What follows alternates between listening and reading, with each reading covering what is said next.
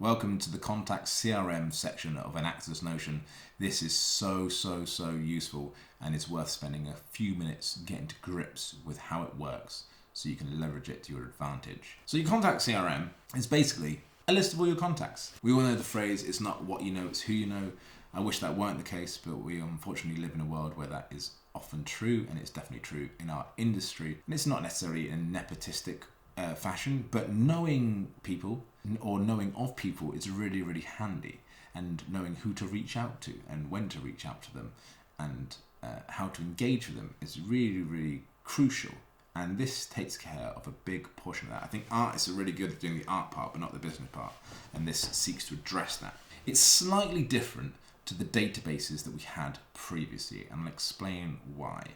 So up at the top, obviously, as always, cover, links back, day and time. Here is a list of all of our contacts. Now, unlike the databases, if I put in a new director, the director wouldn't come into the contacts immediately. I'd have to come into this section and create new page and make a new contact. So there we are, we have a new contact. So I would put, let's say, Mike Newman. And there we go, Mike Newman. Now if I hit open on Mike Newman, we can make some information for him. So say we have an email address for Mike. We would put his email there, mike@newman.com. Notable works, we could list the notable works, we could put notes, and we could put previous correspondence here. Now, what's really handy about this is this tab here, 18 more properties. If I click down, I can then fill out with these linked databases who he is. So let's say Mike is actually a casting director. I'd come down to this casting director tab and I would link him with someone in the casting director. Now, obviously we just made Mike Newman up, so he's not there. We're going to create a new page. So we're going to say Mike Newman, and it says no results, new Mike Newman in casting directors. Great, so we'll do that. Boom. Now, if we collapse all these properties, it would only show you the ones that have information within them. So we're not going to get bombarded with loads of useless stuff. When we click on Mike, we can see, oh yeah, Mike's the casting director. Great. Now, just to prove that this system works, if we go back, he was the casting director, remember? If we go back to acting, and we go back to the databases, casting directors, we scroll down, there's Mike Newman. And look, there's a contacts thing there, so we can see that Mike is now a contact. So say that we were now going into audition logs, again, jumping all over the place. Hope you're keeping up. Casting directors. This is, for example's sake, let's say it wasn't Bright Light anymore. Mike Newman, he's new, so he's at the top. There we are. There's Mike Newman in there.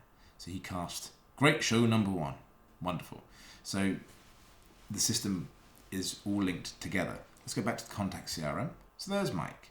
Let's just leave Mike there for a moment. Now we'll see up here that we've got some other columns. We've got last contacted, status, last update, response, invite specific, Let me explain. Last contacted is the last time you contacted this person. So if you've reached out to them previously. Now there's a status, there's a thumbs up, and there's a time to reach out. Now you don't want to go bombarding people all the time with every constant update. If you've got a regular correspondence, that's really fine, or you're responding to a question, cool, obviously that's different. But if it's a general mail out, you don't want to be every other day or every week hounding them. You want to be able to update them, sure, but to do it in a manner that is not overwhelming. So let's say with Mike, last time I contacted him was on Monday. Monday just gone. If I click that, so that was only 5 days ago, 6 days ago, I get a thumbs up because I only contacted him 6 days ago. That's absolutely fine. Now this status column has a little formula on it. So if that date is within 84 days, it'll say you're good to go, don't worry, you've already contacted them. If it goes beyond 84 days, it will give you a little nudge to reach out. So say I contacted Mike on the 6th, I would leave that. Time passes. Once 84 days has elapsed, it will generate, instead of a thumb, a time to reach out. So I know that, hey, maybe it could be good to give Mike a little nudge. So let's pretend that is the case. Say I contacted him a month ago. If we have a little look, it's still a thumb because we're still well within time. 2 months ago, a little thumb because it's still within time. Let's say I contacted him 4 months ago. Boom. Time to reach out. So I know now enough time has elapsed that I could maybe reach out again. If you wanted to change the length of time, you think 84 is too short or too long, this little drop down arrow gives you a little bit of information of how to change that. So you can change that 84 into whatever number you like, however many days, and the formula will apply. But that's for you to play with. I think 84, 3 months is pretty good. So that's great. Now, there's a few other things within this. Obviously, the last update, the last thing we spoke about, or the last thing I emailed about, I could put it within here. So I invited him to my one-man show. That's the last email. Then if he responded to that, I can say what his response was here. I could even copy and paste the email.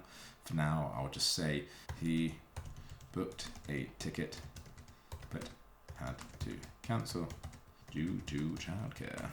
Again, really useful to fill out as much information as possible, because then it will help me in the future when I come to email that person again. I know it's not just a generic call out. I could say to him, it's a shame you weren't able to make the one-man show last time. I am taking back out on the road. Here's an invite. So to that end, if it is invite specific rather than a general, if you have something to invite them to, you would check this box, invite specific, and then you would put the show date.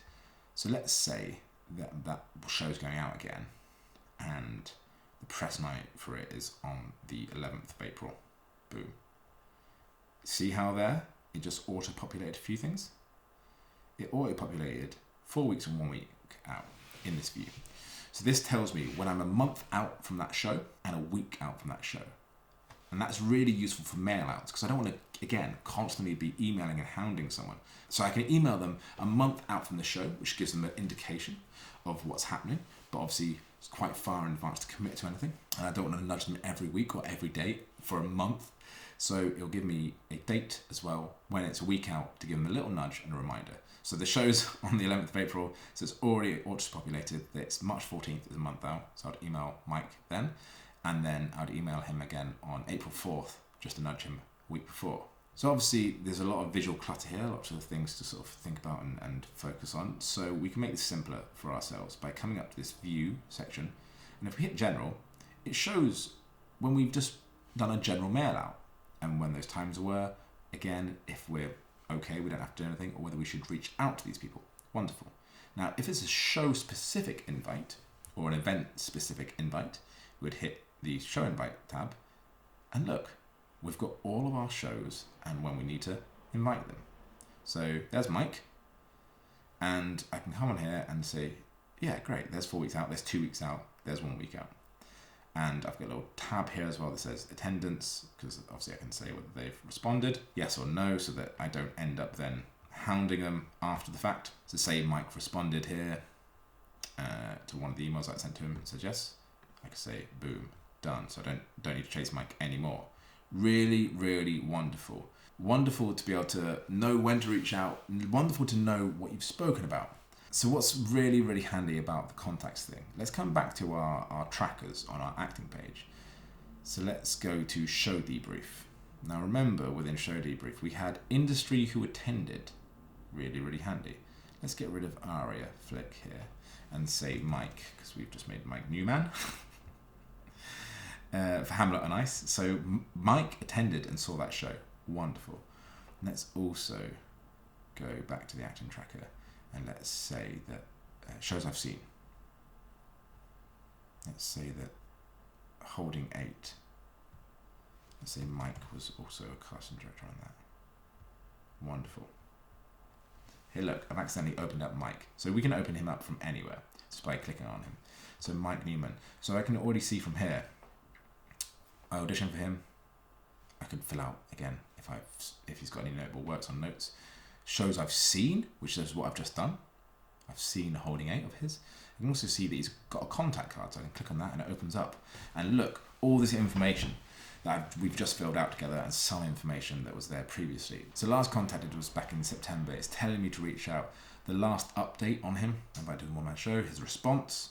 Now it's an invite specific thing for him that we just did, so I can see my dates as to when I need to invite him, whether or not he's responded.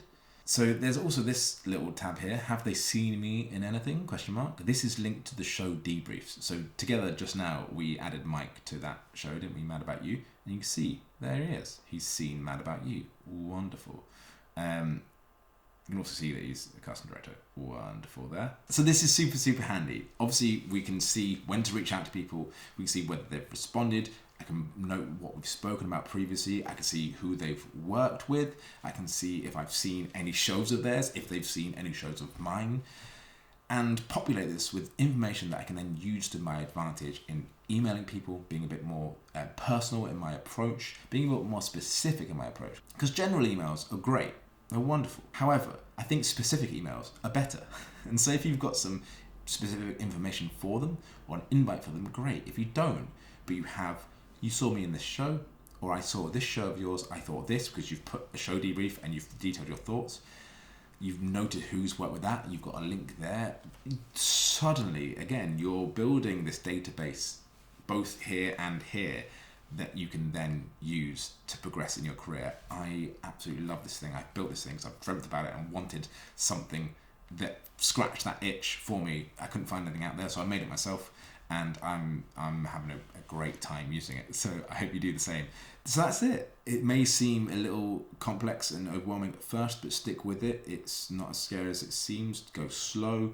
Once you get used to it, it will be second nature, and it's really, really powerful and super, super useful. So enjoy.